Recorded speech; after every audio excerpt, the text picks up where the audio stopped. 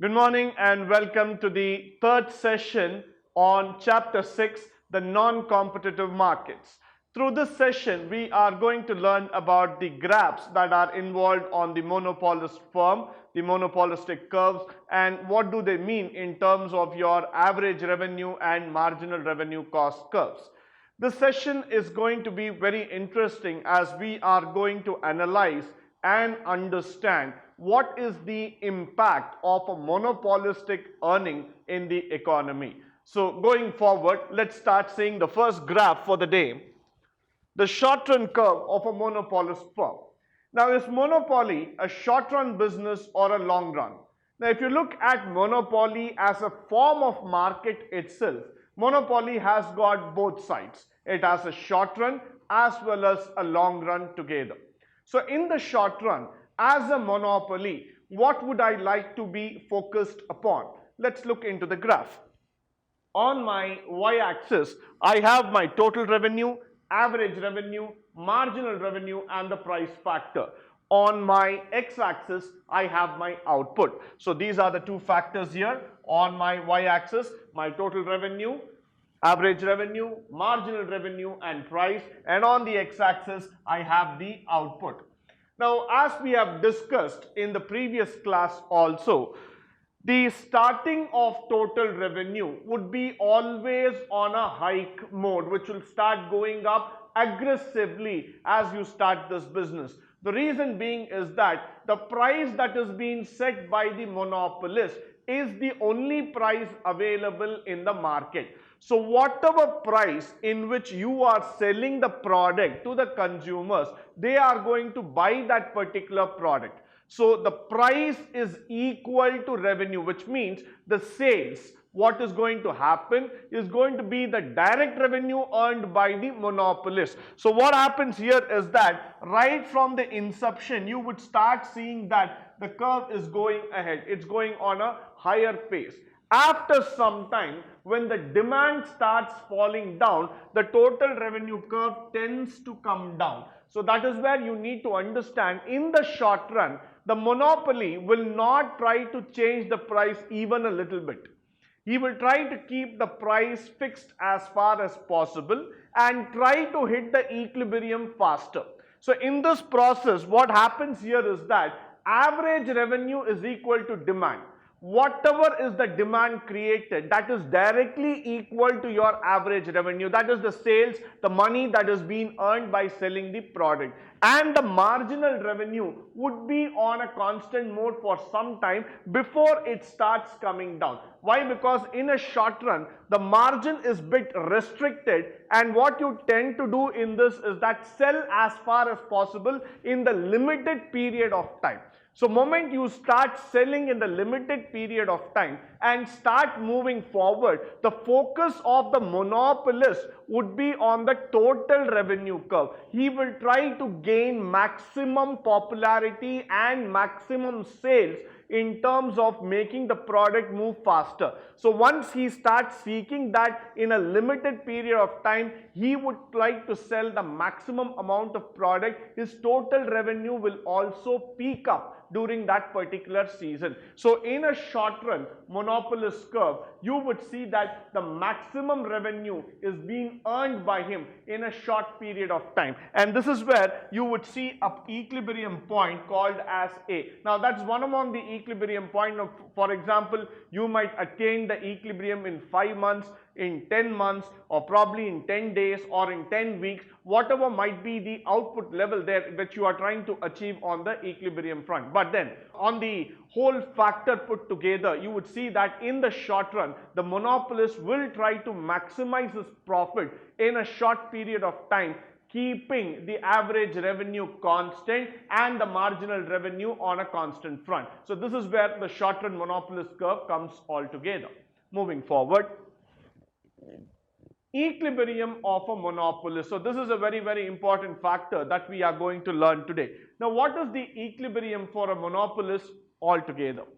Now, if you start looking here, again, on the y-axis, we have the revenue, cost, and profit. On the x-axis, we have the output. Now, for a monopolist, what is very, very important? For a monopolist, the most important word is this called as total revenue. He is interested in profits and profits only. So what he would try to do here is that moment he starts producing, there are certain factors which are inbuilt with it. Now what are those factors? Total cost is one factor. So we are going to learn about this called as total cost.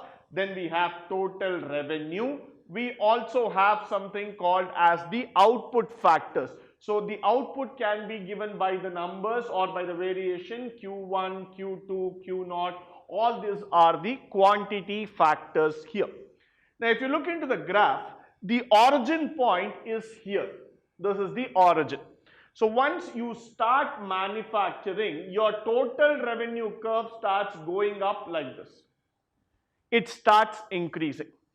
The moment the manufacturing starts at some point of time, you would also see at a level, not exactly at zero, but a level slightly above the manufacturing, because right from the day one itself the cost doesn't begin. The cost begins as the manufacturing steps up and comes towards the finishing stage. So just as you move up, you will also see the total cost curve moving up. This is the total cost curve that is moving up. Why is the total cost moving up? Because it has to move up with the manufacturing. The more you manufacture, the cost incurred will also be higher. So that's why the total cost is also going up. So now you see two factors here, the total revenue going up and the total cost also going up. As they both start going up, they meet at a particular point, they meet at a juncture where we start seeing quantity Q3, where we also denote the quantity or the output factor altogether. So this is that equilibrium point where cost and the revenue will start matching.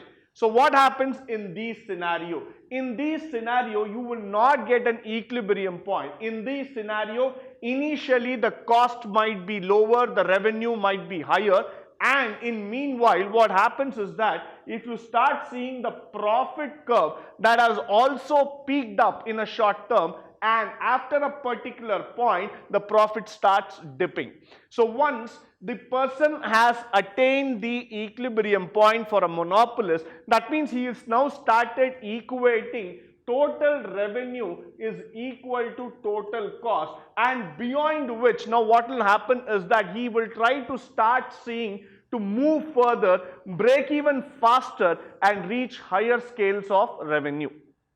So all you have to remember in this graph is that you have the revenue, cost and profit on your y-axis, your output on the x-axis, you have a total revenue curve which is increasing and a total cost curve that also increases. Both of them will match at a particular point where we get the equilibrium. In meanwhile, you will also see the profit peaking up for some time and then start dipping down as the demand comes down. So that's what we mean by an equilibrium point for a monopolist. This is very, very important because quicker the monopolist is able to hit the equilibrium point, beyond which he can start peaking up towards his profit altogether. So moving on to the next slide. In this slide, you would start trying to understand the monopolist curve in terms of marginal cost and average cost altogether. So what are the factors that we are going to look in this graph? On your y-axis, you have price. On your x-axis, you have output. These two things are taken as common factor here. Now, let's start looking into the graph. You have three types of factors that you need to look in. First one, the marginal cost. The second one, average cost. And the third one, demand is equal to average revenue. So this is the point of origin O, and you have the quantity factor Q0, QC, and not to forget we have the fourth factor, marginal revenue also. So let us try to understand each one of them step by step.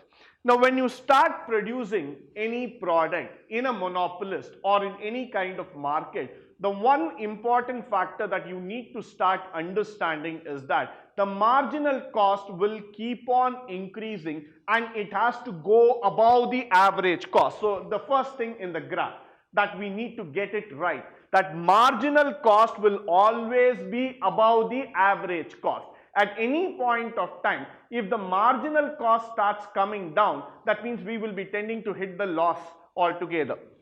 But here, the marginal cost is always kept above the average cost. So, in this scenario, the monopolist will start trying to manufacture and will try to keep the marginal cost with him.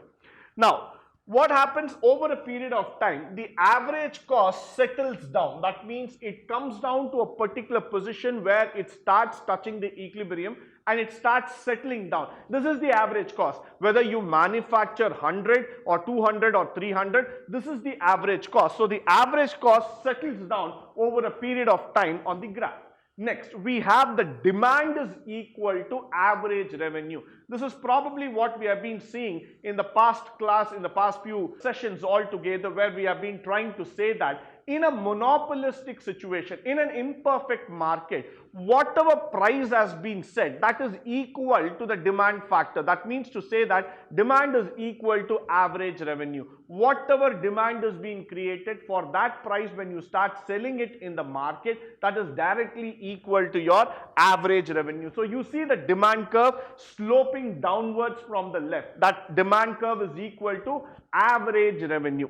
Now, as it goes, you will also see the marginal revenue. So the marginal revenue is also a curve where you will see that as it starts moving up, the marginal revenue will also start moving to a particular level and then it starts coming down. So once the demand falls down, the marginal revenue will also start falling down.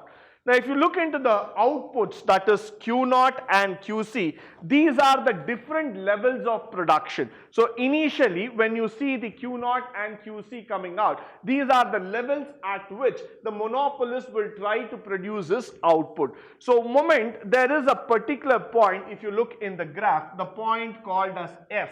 The F is the point where you will see that the marginal cost is cutting the demand curve and moving upward. So that's a very, very important point altogether.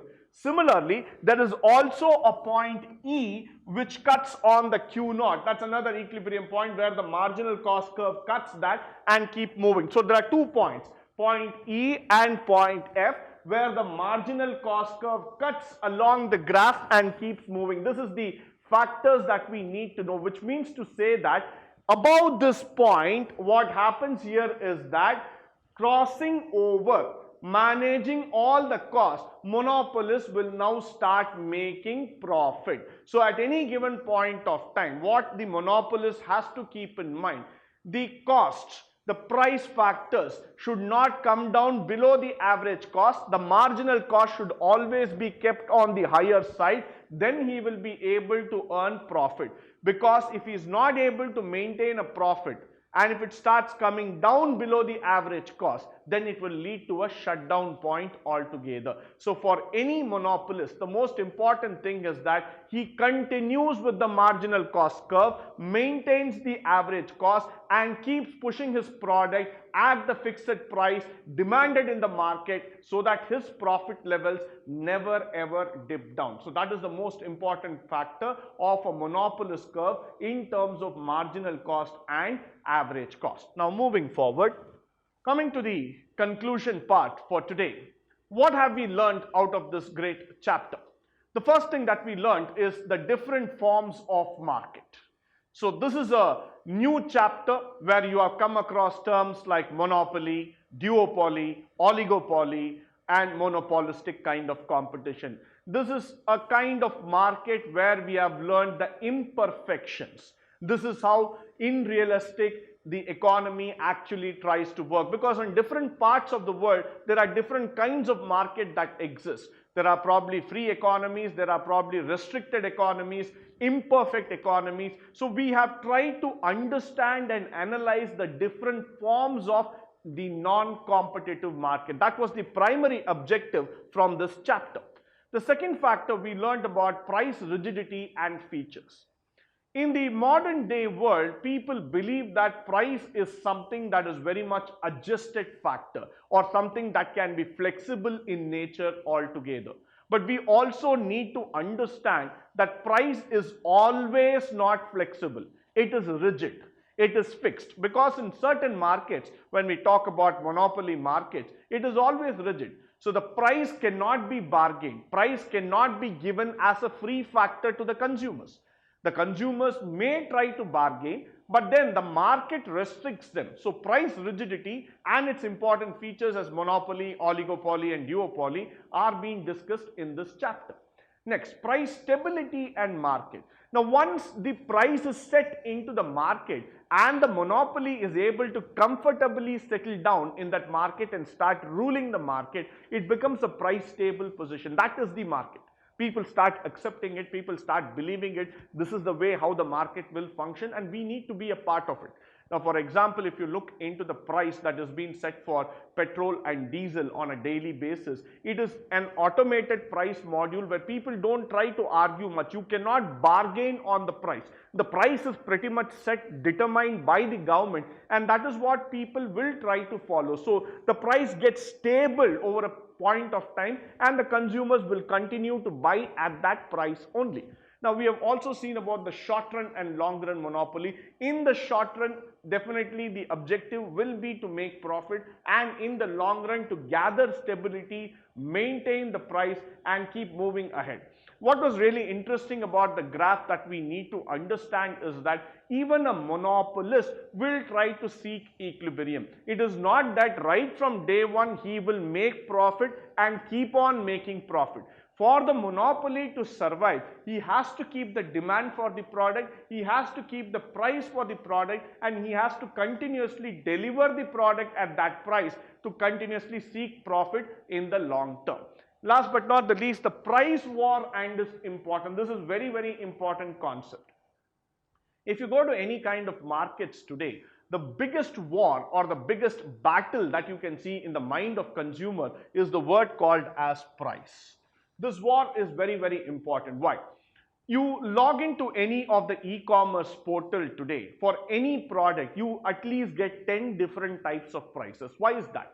The product is the same, features are the same, probably, the dimensions are also the same. But why is that? For the same product, somebody gives you 10% discount, somebody gives you 5% discount, somebody gives you no discount at all. So what is happening here is that price is the key factor in economics that most of the sellers will try to target and try to achieve upon, because they believe that once the price modulation can be made acceptable in the minds of the consumer, automatically you have won the market. So the concept of price war, whether to go fix it, whether to go flexible, whether to alternate the price, whether to make it even more transparent, all this kind of factors, all this kind of analysis is being done through this chapter. So that's why I say price war and its importance. So we have to understand the concept of price. It is not enough that we just manufacture and we go to the market and sell it. You need to know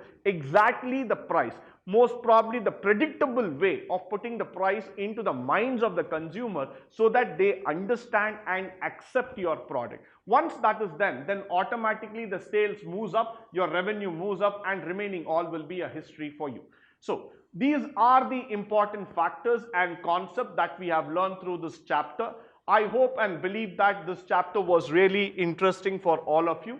Thank you for joining me on this wonderful session, and it was really great in terms of teaching the non-competitive markets to all of you. Wish you all the best, and thank you once again for joining me on this wonderful session. Thank you.